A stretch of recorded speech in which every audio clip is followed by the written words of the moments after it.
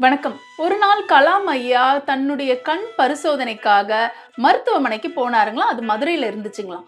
அந்த மருத்துவமனையில கண் பரிசோதனை அதிகாரி கிட்ட போய் அவருடைய பிரச்சனைய சொன்னாருங்களாம். உடனே கண் பரிசோதனை அதிகாரி என்ன சொன்னாருன்னா, "முன்பணம் இவ்ளோ கட்டிட்டு போய் டாக்டர பாருங்க" அப்படின்னு சொன்னாருங்களாம்.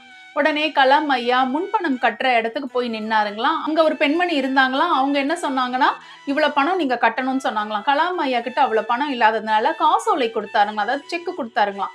அதுக்கு அந்த பெண்மணி என்ன சொன்னாங்களாம், "காசோலைலாம் நாங்க வாங்க மாட்டோம். பணம் தான் நாங்க வாங்குவோம்ன்னு" சொன்னாங்களாம். கலாம் ஐயா ரொம்ப கெஞ்சி கேட்டாருங்களாம், "என்கிட்ட இப்போதைக்கு பணம் இல்லங்க. நான் மறுபடியும் என்னால இவ்ளோ தொலைவு திரும்பி வர முடியாது. அதனால இந்த காசோலைய எப்படியாவது வாங்கிக்கோங்க." இந்த பெண்மணி காசோலைய வாங்க மறுத்த நேரத்திலயும் ஒருபோதும் கலாம் ஐயா தாம் பெரிய ஒரு ஏவுகணை விஞ்ஞானி, இந்திய நாட்டுக்காக இவ்வளவு உழைச்சிருக்கிறேன்னு தன்னை மெருகுபடுத்தி காட்டிக்கவே இல்லைங்களாம். கடைசியா அந்த பெண்மணிக்கே கலாம் ஐயா பார்த்து ரொம்ப கஷ்டமாயிட்டதுனால, பெண்மணி அந்த மருத்துவ அதிகாரி கிட்ட பேசி காசோலைய வாங்கிக்கிட்டாங்களாம். கலாம் ஐயா ட்ரீட்மெண்ட்ட முடிச்சுட்டு போயிட்டாருங்களாம். கலாம் ஐயா ஊருக்கு திரும்பினத தெரியாத அவருடைய பாதுகாப்பு அதிகாரி அந்த மருத்துவமனைக்கு தேடி வந்தாருங்களாம். கலாம் ஐயாவுடைய விவரத்தெல்லாம் சொல்லி தேடி பார்த்தாருங்களாம். அப்போ அவரு அந்த மருத்துவமனை அதிகாரி கிட்ட கலாம் ஐயா பத்தி விசாரிச்சாருங்களாம். அப்பதான் அந்த மருத்துவ அதிகாரிக்கு கலாம் ஐயா இவ்ளோ பெரிய ஒரு விஞ்ஞானி, நம்ம நாட்டுக்காக இவ்ளோ பாடுபட்டுட்டு இருக்கிறாருன்னு தெரிய வந்தது.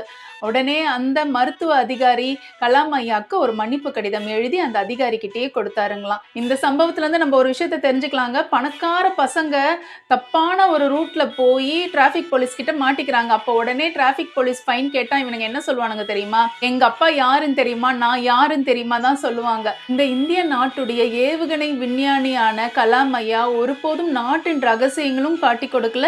தன்னையும் அந்த மருத்துவ அதிகாரி கிட்ட காட்டிக் கொள்ளல. இந்த மாதிரி ரகசியங்கள காப்பாத்துற பண்புள்ள மனிதர்கள தான் மாமனிதர்ன்னு சொல்லுவாங்க. இன்னைக்கு கலாம் ஐயா பத்தின தகவல்கள நீங்க தெரிஞ்சிட்டு இருப்பீங்க. உங்க எல்லாருக்கும் பிடிச்சிருக்கும்னு நான் நம்புறேன். இன்னைக்கு நாள் உங்க எல்லாருக்கும் நலமா அமைய என்னுடைய வாழ்த்துக்கள். நன்றி, வணக்கம்.